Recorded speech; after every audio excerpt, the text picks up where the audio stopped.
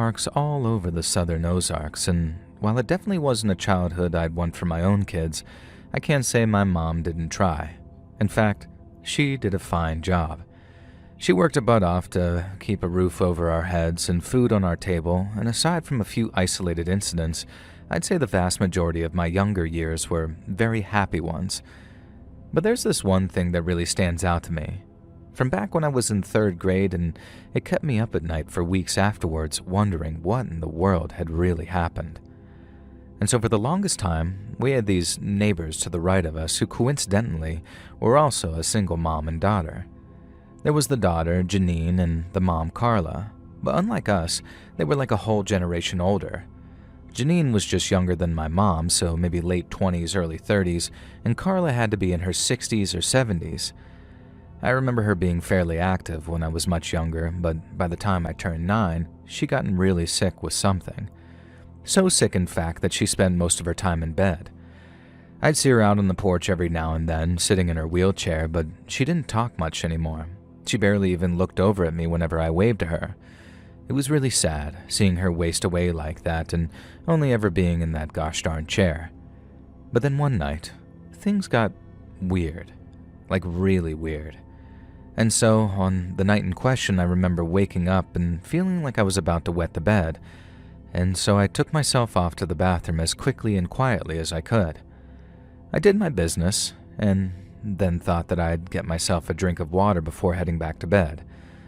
Those summer nights in Arkansas can get pretty stifling sometimes, even up in the hills, so I remember being really parched and having this absolute need for some water. And then as I'm standing in the kitchen, looking out this little window at Janine and Carla's trailer as I'm gulping down a glass full of water, I could have sworn that I saw Carla standing in her bedroom window. And at first I couldn't tell if it was just a trick of the light because we almost never saw her standing up straight like that anymore. Not unless she had the support of something like her chair or the wall or something. But when I raised my arm and waved to her, she waved back. I was happy, really happy in fact. It had been the first time that we'd interacted like that in what felt like months, and I figured that there had to be maybe some improvement in her condition. I remember going back to bed in a very good mood before drifting off to sleep again, and then the next morning, it totally slipped my mind until I was already at school. By the time I got back home again, I guess it wasn't that high on my list of mental priorities because I didn't mention it to Mom then either. It was only the second time it happened that I brought it up with her, and that happened exactly a week later on another Thursday night. It had been a confusing week because Carla hadn't interacted with me during the daytime, and I think I'd seen her maybe 3 or 4 times during that entire whole period. She'd always been sitting out on the porch getting some fresh air, but every time I'd wave, she'd do that same thing of just sort of not even looking at me, like she couldn't, even if she wanted to. I didn't understand why she was being so hot and cold with me. I mean, I knew it was most likely her illness getting her in the daytime. It was just weird that she'd be so active at nighttime after being up all day while being taken care of by her daughter. But then, just like the previous week, I ended up waking up during the night, not to go to the bathroom, but for a glass of water. And then as I'm looking out the window again, there she was, again. We went through the same ritual. I waved at first, and then she waved back. Only that time I took the time to look a little harder, and a little longer too. I couldn't see Carla's face, but I also couldn't tell if that was because no light was actually catching it or she had her neck down so she was looking at the floor and all her hair was covering her face. I remember getting really creeped out at that second thought for a second, but I soon calmed down because how could she know that I was waving unless she could see me? I tested it out, gave her a second wave, and when she returned it, I figured that I just freaked myself out a little bit. Of course she could see me, I was just being silly, and I still went to bed feeling a little bit creeped out while wondering exactly what was wrong with that poor, sweet old woman. Now, the next morning, I brought it up with Mom at breakfast and told her Carla had been waving to me from her bedroom window. I was about to ask if she knew what was wrong with her and why she might be all active and looking out the window at night. At first, Mom asked, "What did you say?" Like I'd somehow confused her. And then when I confirmed, I remembered her looking almost sorry as she basically told me, "Oh, honey, you didn't see Carla. That must have been Janine." I was sure it was Janine. I saw Carla's skinny arms. It was Carla's bedroom I was looking at, and I saw the same night dress that she was wearing in the daytime, too. All parts that were lit up from the outside, I just couldn't see her face. I remember insisting to my mom that yes, it was definitely Carla, and then after she just sighed, she told me why that could not have been Carla waving to me from the window. You see, her condition had worsened to the point where she couldn't get out of bed. She was only awake for a few hours a day, and when she was, it was only ever in the daytime, and she was way too weak to do anything but just lie there and talk. I hadn't been out of bed in weeks by the time I thought I saw her, so there was no way in hell that she could have just stood there by her bedroom window at night, waving at me. I knew better than to argue. Mom never was one for back-talking. But I also knew it in my heart of hearts, even though I was only 9 years old at the time, how that must have been Carla I was looking at, and not Janine. It only happened once more, as in sort of I only saw Carla in the window at night one more time, and on that occasion, I didn't bother waving to her. I was just too creeped out. I thought about yelling for my mom, but I also knew that if I did, fate would make it so Carla disappeared from the window and would make it look like I was just making stuff up. I even tried it out too. I walked back to my room and then crept into the kitchen and looked to the window, and then what do you know? Carla was gone again. Like it was her trying to cause trouble by, I guess you might these days say, gaslighting me. I still hoped that she was getting better, even if people said she wasn't, but in reality, Carla wasn't long for this world. I remember seeing a minister and assistant stop by one day, driving this big fancy sedan, well, fancy to me anyway, and they stopped by Janine and Carla's place, and I remember asking my mom why. She told me that Carla probably wanted to get right with God before her time came, and how that's what sick people do sometimes when they're close to the end. I believed it at the time, but nowadays, I think differently about that visit. Lots of strange things happen in the Ozarks, especially in the darker, less traveled areas of the mountains. It's not uncommon for people to seek the help of the church when their loved ones are really sick or acting strange, and while I don't know exactly what that minister did, I know a couple of days later, Carla passed away. Me and Mom went to her funeral, and I remember people expressing almost this sort of feeling of relief. Relief that Carla was no longer suffering from whatever illness it was. But looking back on it, I'm not sure it was an illness, at least not in the conventional sense. I just hope that whatever that minister did, it brought her everlasting peace.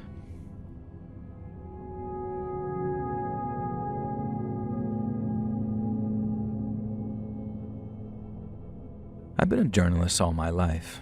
I can't say I've worked anywhere particularly prestigious, but I made a living mostly through sports journalism. I've met some fine people in that time, some I remember well, and some that are beginning to slip my mind as the years go by. But out of all of them, there's one man whose name I'll never, ever forget, and that's a guy by the name of Chris Woods. Chris was a veteran of the Country Gazette that I worked at back when I was still just a pup, and he was held in such high regard that he worked GA, or General Assignment. Now, that's when a journalist is trusted to pick their own subjects, usually on account of their impeccable nose for a story, and so you can imagine how skilled Chris was, how much we all looked up to him, and how devastated we all were when he suddenly passed away one winter. His car was found parked up on the War Eagle Bridge with a note on the driver's seat explaining how there had been a diagnosis and how he was too tired to fight it. People were shocked. Some respected his right to choose, but others didn't and said that he should have fought. But to my eternal shame, I didn't have the heart to tell them that none of it was true. You see, the night before he passed, Chris came to me with one of those big old brown envelopes in his hand, A4 size. He told me he was going to meet with someone, and that if the meeting was successful, he'd be on his way to writing the biggest and most important story of his entire career. He was working under an assumed identity, and while that sounds unethical, trust me when I say that it was very common journalistic practice, probably even more so these days. Chris thought that he had all of his bases covered and had his mark completely fooled. But he also told me that he had this creeping sense of doubt about the whole thing. When I told him if he had his doubts he should call off the meeting, he said he couldn't. He said he was in too deep and that the rewards were too high and that if he didn't show, he might spend the rest of his entire life wondering about what could have been. But if anything did happen to him, I was to give the envelope to a buddy of his who worked over at a paper a city over. Because inside were all the notes, audio recordings, and photographs he'd collected during his investigation into the Cave Creek Baptist Church. Chris first mentioned the church about 6 months prior after a weekend spent visiting his elderly mom. She still lived in the house that he grew up in, way out in a little town called Mount Judea. I've driven through there once or twice, and it's a pretty little farm town set in the middle of a wide valley. Chris used to go down there to spend the whole weekend with her sometimes and said there were 2 things that she always made him do, without fail: peel potatoes and go to church with her on Sunday mornings before he drove back. Chris said that they went to the same church all their lives, and then one day, out of the blue, his mom says the girls from her bridge club had all started going to this place out near Cave Creek, and how it's undergone a beautiful renovation after a sizable anonymous donation. Now, I remember Chris saying how it sounded like good news at first.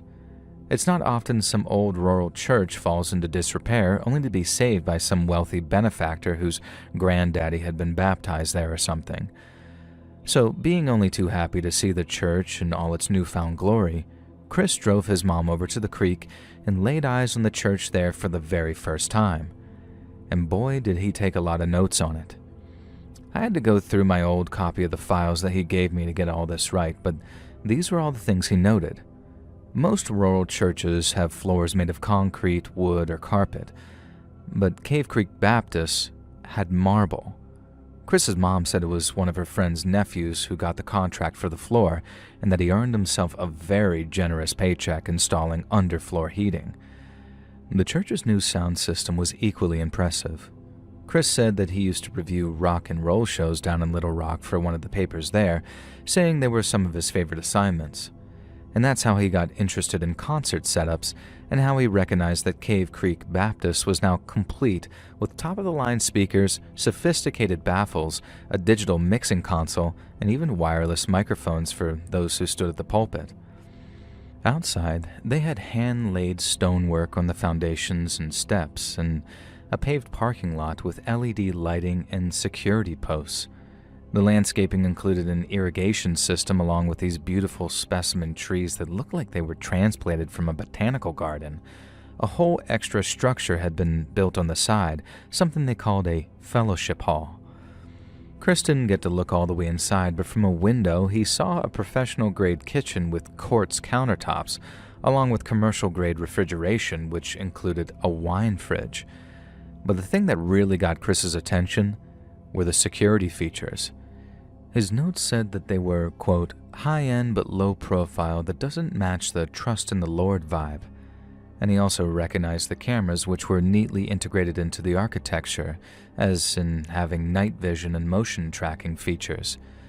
They also have commercial-grade locks on reinforced doors and a silent alarm system that was tied to a private monitoring service. Chris is making a note of all this stuff in his head while the pastor's giving his service, and you might be thinking that he was a real likable guy to be the recipient of all that money.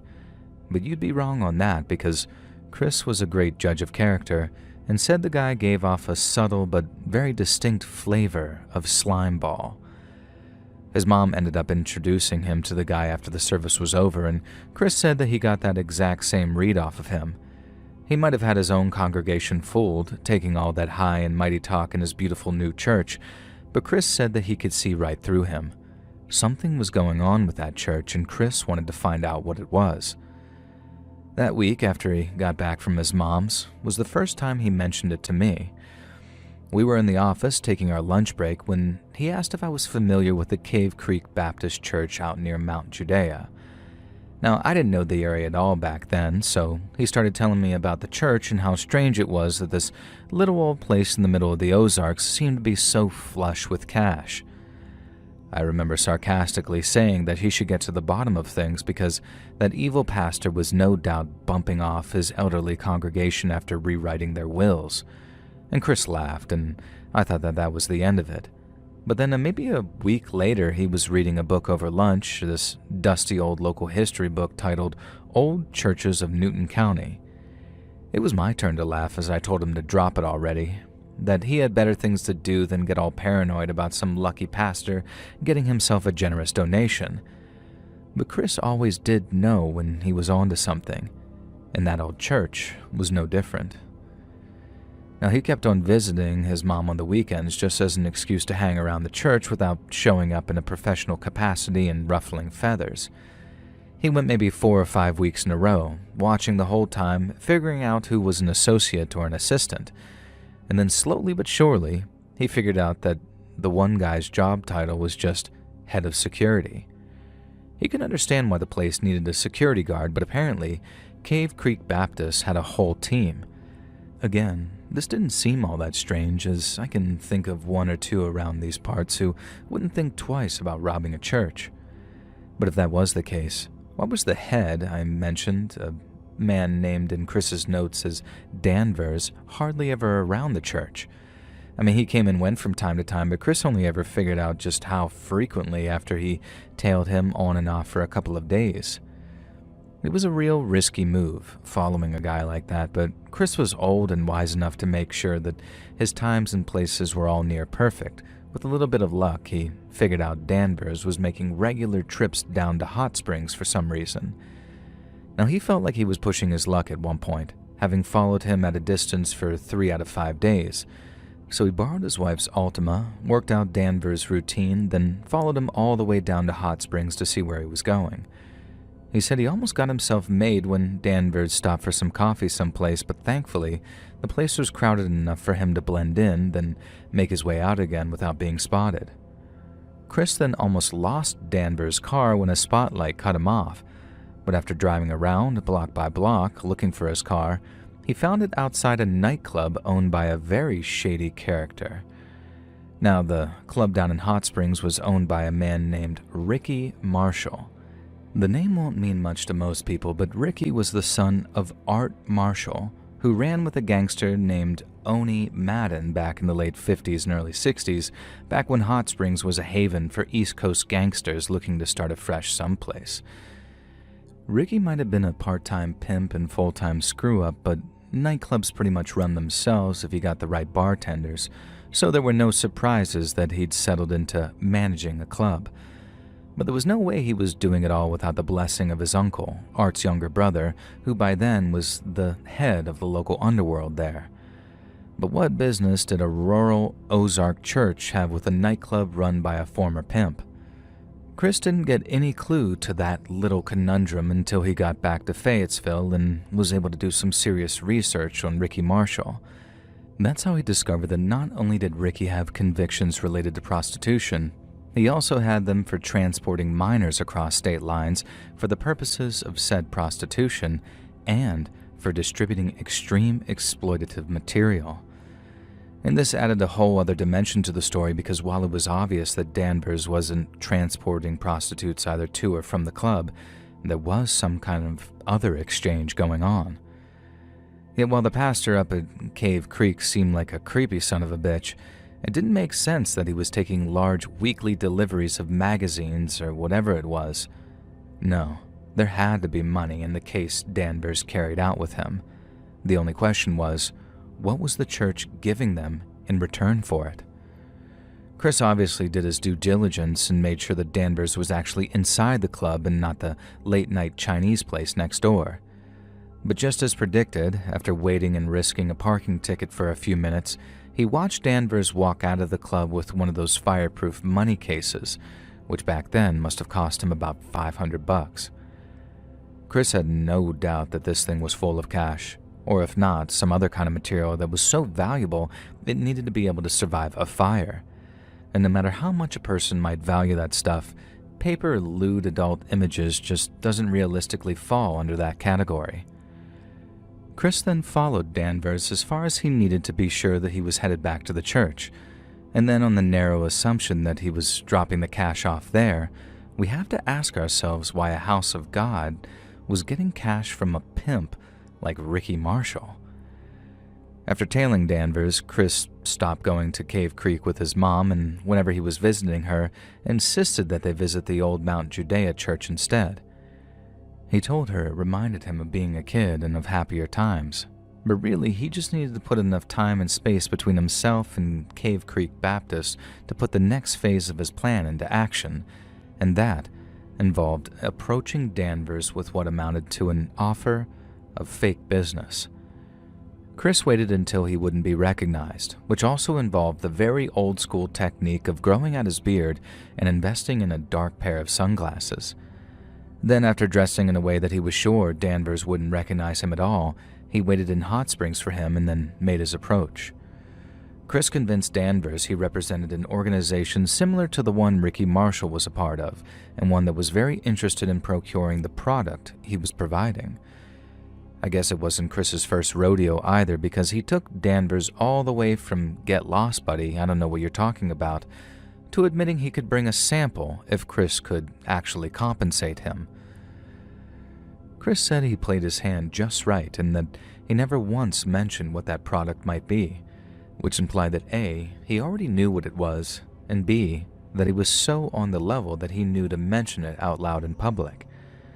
Danvers still seemed a little skeptical, even after Chris invited him to pat him down for wires and what have you, but after promising him a sizable finder's fee for sourcing materials for him, Danvers relented and gave Chris a number to call in exactly 24 hours in order to confirm the sample exchange. Chris waited, called the numbers, and then confirmed a time and place for them to meet. And then 2 days later, he was at a desk at the end of the day giving me instructions on what to do with the envelope full of notes and evidence. I didn't take him all that seriously at the time because over the course of maybe a month or two, he'd gone from mentioning his suspicions to reading that old history book to acting like he was about to expose the truth behind the JFK assassination. I thought he'd gone a little nuts, if I'm being honest, that maybe he was going through some kind of midlife crisis. He seemed fixated on something that had a perfectly rational explanation, at least that's what I thought, until I read what was in the envelope. And only then did I realize the gravity of the situation and how Chris's death was not what it appeared to be. I remembered the day that he failed to show up for work in the morning and how people were walking around the office saying, "It must have been one heck of a head cold to not call in and let us know." People treated it like it was no big deal, but I got an actual chill running through me thinking about all the stuff that he'd said about him disappearing and what I should do if he did. Like I said, I thought Chris was losing his mind and that he talked himself into thinking he was the star in his very own conspiracy movie, but he hadn't talked himself into anything, at least nothing delusional anyway. Or maybe a better way to phrase it would be, Chris actually had talked himself into something, and that something was a whole heap of trouble. I had to keep my mouth shut during the unsuccessful search for his body and during his funeral when heartbroken family members were asking why. Why would he do something like that to himself? And in my mind, I kept screaming out, He didn't write that note. He was murdered. But I was also under strict instruction not to kick up a stink about what I'd been told. If I did, I might spook Danvers, the pastor, maybe even the whole operation, and then Chris's work would never be completed. And so instead, I did as I was told, and delivered the files to his friend at the Fayetteville newspaper. I couldn't deliver it to him in person, of course. They didn't just let me walk up to the guy's office and drop it on his desk. I had to go through a secretary. But I left her my contact details and asked her to pass on a message to Chris's friend saying if I could help in any way at all he needed to do was call me. But he didn't. And it got to the point where I had to call him, hounding that secretary again and again until he finally agreed to call me back. But I know now that I shouldn't have put all my hopes in that return call because when it came, they were brutally cut down. When the guy called back, it was like he also thought that Chris was just losing his mind, and while I'd once believed that that was the case myself, I couldn't after I read through those files. I asked the guy if he'd read through everything, and when he told me yes, I asked how the hell he could be so dismissive when Chris was so certain of everything. Now, he'd been at Chris's funeral, although I obviously hadn't recognized him because I had no idea what he looked like, but he'd been there as his family grieved, as the official story was circulated among friends and relatives who wept for their dearly departed old friend, and apparently he'd swallowed it hook, line, and sinker. But that's just the thing. I don't believe for a single second that Chris's old journalist buddy read through all those notes and all that evidence and still thought, "Fool's lost his marbles." He read through the same thing I did, so if you ask me, it was more a case of him recognizing how dangerous Chris's work was than refusing to continue it out of fear that he'd suffer the same fate. In a way, I can't blame the guy. I myself was scared as hell driving over to Mount Judea and then on to Cave Creek and the big extravagant church there. I talked to the pastor myself and got the same subtly creepy vibes that Chris did. I mean, I was definitely influenced by the things he'd written in his notes, but he was right. And it felt to me like the guy was wearing a mask of decency. The pastor said that he'd heard about Chris's passing and then invited me into his office to show me something. I didn't know what to expect, but when I saw Chris's photo hanging there on the wall in a fancy golden frame, it made me sick to my stomach. It was a trophy. They had a goddamn trophy of someone that they were complicit in silencing. And the pastor said the church, meaning him, liked to think of Chris as one of his own, since he was someone who'd frequently worshiped with them at one stage and someone who had now gone back to God. The self-satisfied way that he said it turned my stomach too, as if he were saying, "We got your friend, and there's nothing you can do about it." I might have mentioned this already, but just in case I didn't, I made a copy of Chris's envelope before I took it over to his friend. Well, I ended up making 2 more whole copies, one sent to the feds and one I sent to the local sheriff's department. I don't know why I bothered sending it to the county sheriff, who said that the church had more grounds for a harassment case than Chris did for any kind of corruption or other scandal. The feds didn't even call me back, and I'm guessing Chris's work will stay buried in some pile somewhere until some poor schmuck finally gets around to reading it in maybe 30 goddamn years. I thought about driving out there at night and burning the place down myself, provided Danvers or one of his boys didn't shoot me first, but then one day, it burned down all on its own. I guess someone at the Fed finally got around to reading the file, and that someone at the local sheriff's department tipped them off that the crap was about to hit the fan. The pastor vanished along with everyone that was employed there. There was one local man who tended to the church's landscaping, but he didn't know much, and to him, it was just a case of his very cushy job disappearing overnight.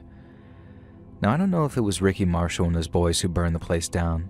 Maybe Danvers did it on the pastor's instruction. All I know is that Chris tried his damnedest to work out what kind of evil had corrupted that place, all in aid of putting a stop to it, and he paid for it with his life.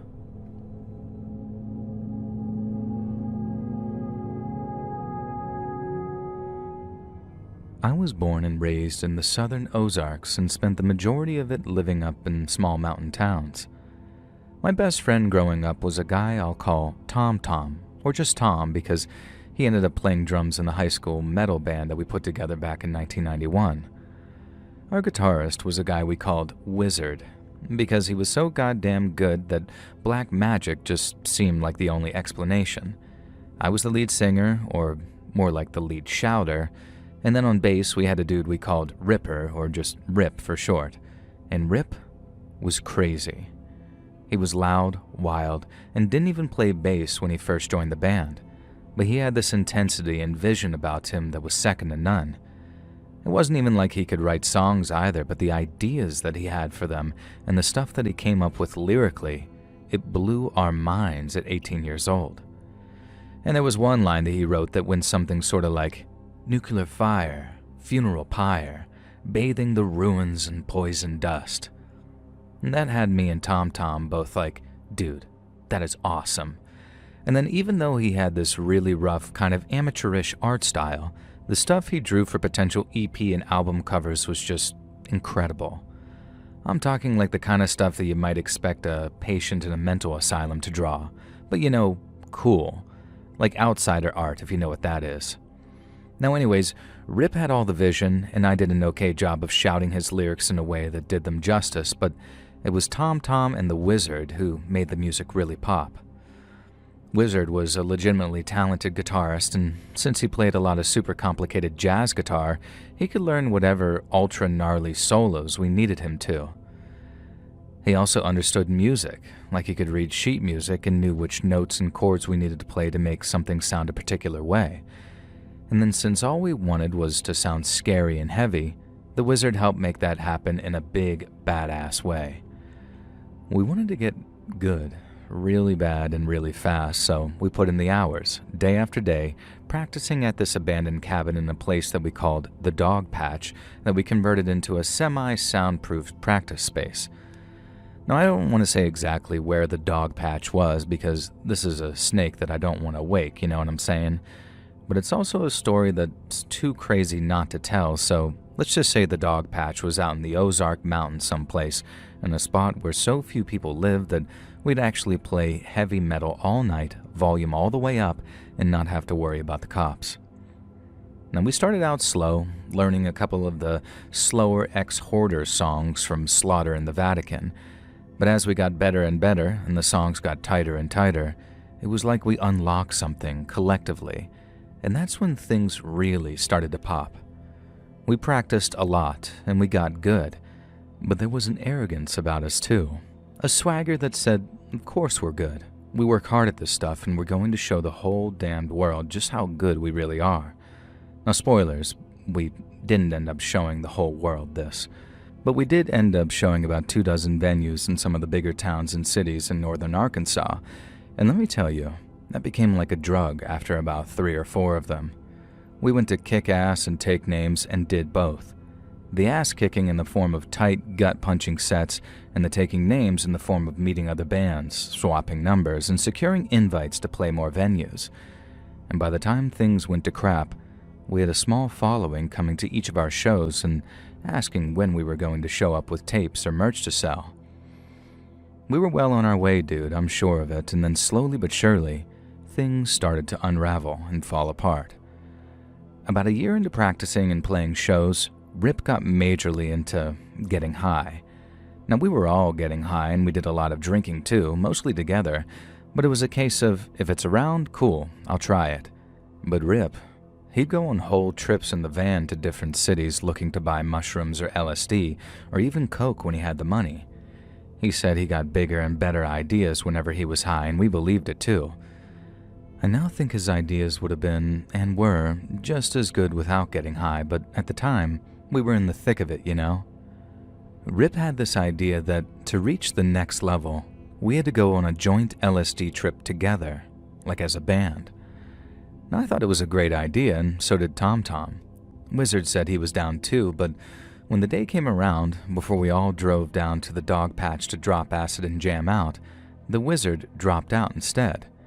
He called Tom Tom to say that he wouldn't be able to make it, and Tom passed the message on to me and Rip, but when Rip heard, he was pissed.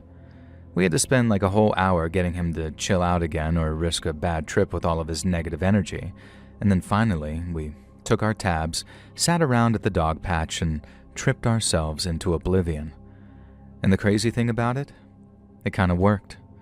Me, Rip, and Tom actually did feel more like connected afterwards. I wouldn't say it improved our playing or anything. I guess it was more just the sense of brotherhood that we felt after going on our first trip together. But it really did feel like it had made a difference in terms of aligning our visions for the band. I was bummed that Wizard wasn't there to experience it with us and to see what riffs or licks he came up with while tripping. But Rip said that he'd have a talk with him, and have a talk with him, I guess he did. He called me one night saying everything had been arranged and that he and Wizard were going to trip together at the Dog Patch, and I was obviously very happy about this, but then immediately disappointed when Rip said that they had to do it alone. I think he might have been BSing me looking back on it, but he said that he only had 2 tabs left and that it'd all go much smoother if it was just him and Wizard. It made sense to me at the time, but even if it didn't, Rip said that he had only 2 tabs and couldn't exactly go calling him a liar now. So I think about a week went by, then Rip calls Tom and me to tell us to stay away from the dog patch, at least until later that night because he and Wizard were going on their trip together. Now I'm thinking, cool, okay, see you later maybe, then walk over to Tom's place to hang out and listen to some tunes. It was always a good hang with Tom, but then by about 8 in the evening, we were bored out of our minds and we were itching to practice. Now, I'm not kidding when I say that we used to practice almost every single day, especially once high school ended and we had all this free time on our hands.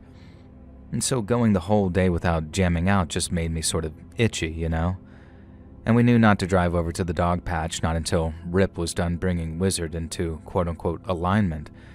But as 10 p.m. ticked over to 11 and our boredom levels peaked, me and Tom told ourselves that Rip's little ceremony just had to be over by then, and we made our way over to the patch.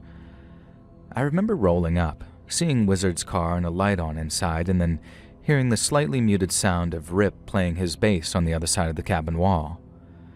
We didn't hear Wizard playing at all, but that didn't set off any alarm bells for either of us.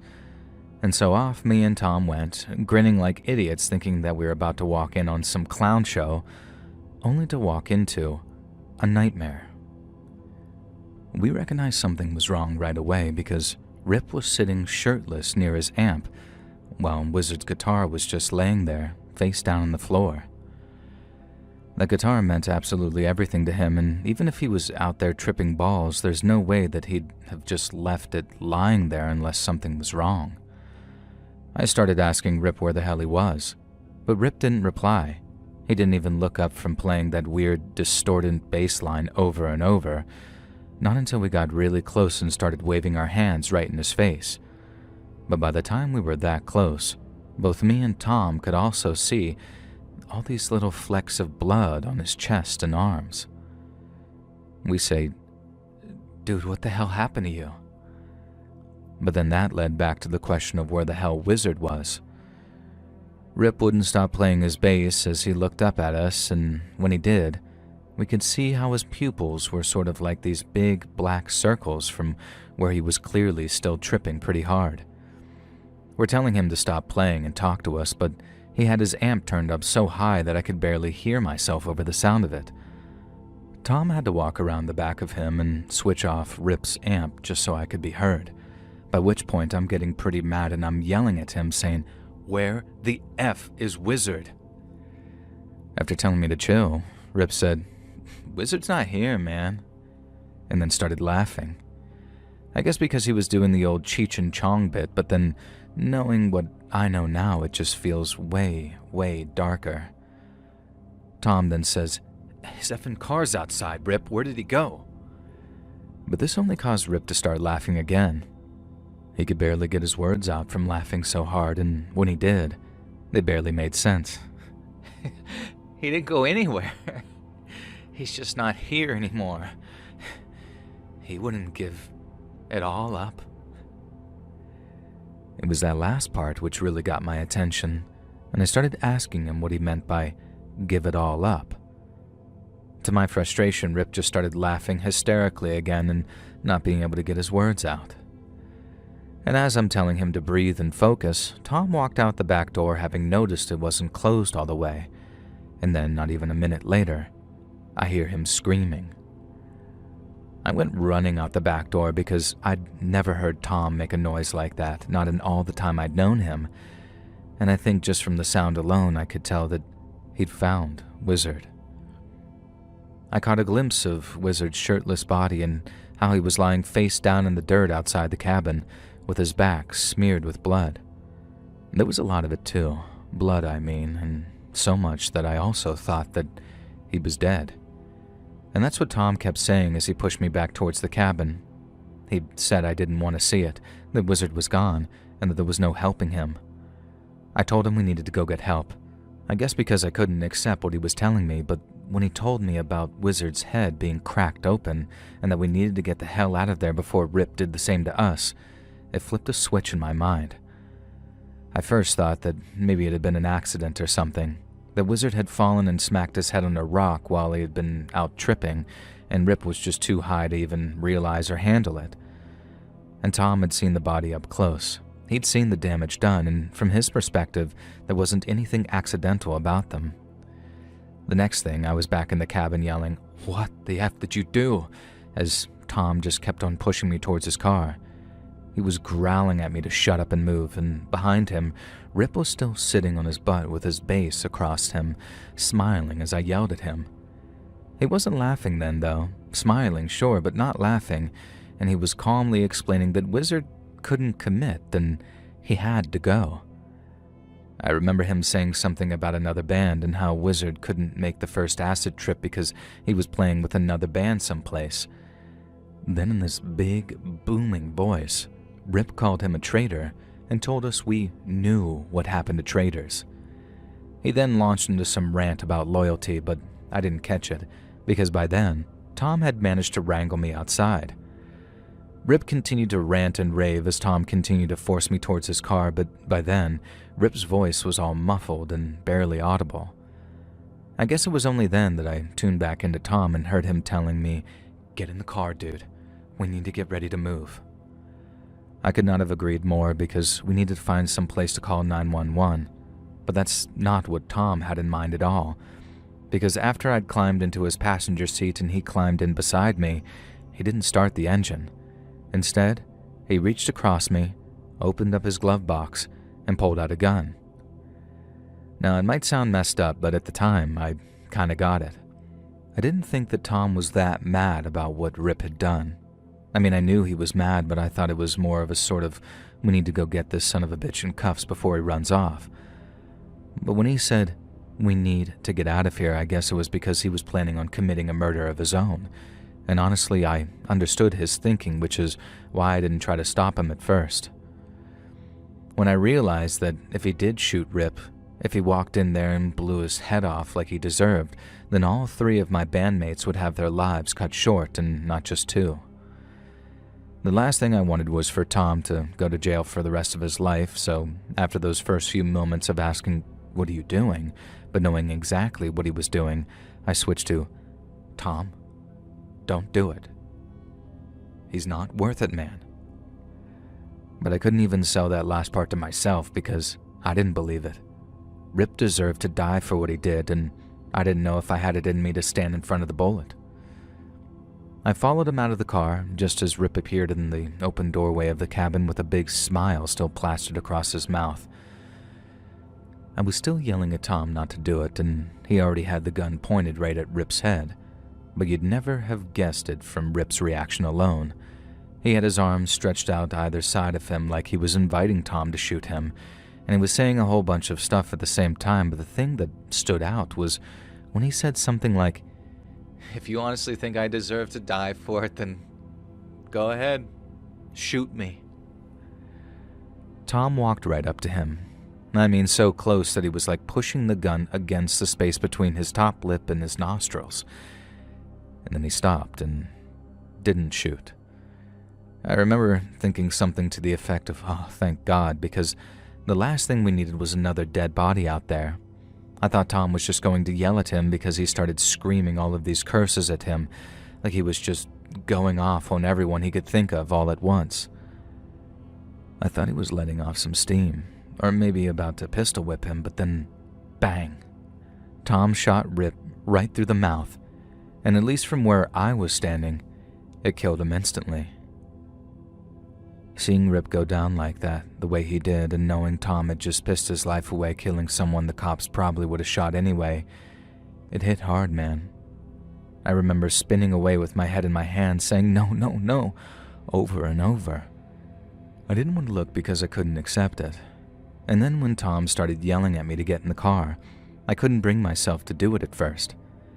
I kept saying how if I did, we were all going to jail, because that'd make me probably an accessory. But then I also realized that if I didn't get a ride someplace, I'd have to walk there to get help, because there was still the voice in the back of my head thinking, maybe they're still alive. We drove until I saw a house with a light on, then demanding he stop. I knew it might be the last time I ever saw him, but we didn't have the luxury of some long, drawn-out goodbye. At the very least, I needed to somehow prove I wasn't involved in all the killing by being the poor bastard to call it in. But like I said, there was still this semi-delusional part of me that thought that I could save the day. I'm glad I followed that instinct, and my wife says it was God speaking through me because he knew all too well that Rip and Wizard weren't quite in his company yet. I used a stranger's phone to direct the EMTs out to where they were, and by some stroke of God's hand, those paramedics discovered them both and that they were still alive. Both Rip and Wizard were rushed to the hospital, Wizard with extensive head injuries and Rip with a big hole through his cheek and jaw from where the bullet Tom fired smashed through his teeth and out the other side without damaging anything major somehow. Both went into surgery that same night, and both came out okay, albeit with very different paths to recovery. Wizard obviously came off way worse, and after having his skull clamped shut with metal staples, he spent a whole year learning to walk and talk again. He also had to relearn how to play guitar, which was messed up on a whole other level. Now, he said he could remember how to play all the stuff he used to, but it was like his hands had forgotten. It said it made him feel like his brain had been translated into another body or something, like it was really freaky like that, and he had all the support of his friends and family too, and Wizard was a popular guy, whereas Rip, he didn't have much in the way of family, and after people heard about what he did, no one wanted to associate themselves with him. He ended up living with expensive scarring on both sides of his face, and after he recovered from his surgery, he was put on trial for attempted murder, pled guilty, and ended up going to prison for just over 10 years. I heard he got into the logging industry and probably had guys wondering how the heck he got those scars, but whether or not he told them the truth or told them at all, that's a question I don't have the answer to. I never did see him again, and I never saw Tom again either. My guess is he left the country thinking he'd killed Rip and fearing the death penalty since the state restarted executing people just a year or two prior. We actually wrote a song about it since the method they used was lethal injection. Tom thought it was cool because the concept scared the crap out of him, so when faced with the prospect for real, I don't blame him for swapping Tom for El Tomo Tomo, if you know what I'm saying. And the only person I kept in touch with, who I'm still in touch with, is Wizard. He moved out to California to try and make it big playing guitar, and while in many respects he achieved his dream, he realized the touring schedules and the lifestyle just wasn't for him. He switched to being a session musician and tutoring kids on the side, and then since he found it so rewarding, he switched to tutoring full-time and ended up making enough to support his wife and 2 kids of his own. Now, it's nice to think that he's doing okay, but sometimes I feel like I'd do just about anything to know how Tom's doing, and it makes me sad to think that these days I might pass my best friend from childhood in a busy street and not know him from Adam. So Tom, if you just so happen to hear this, reach out, buddy. I miss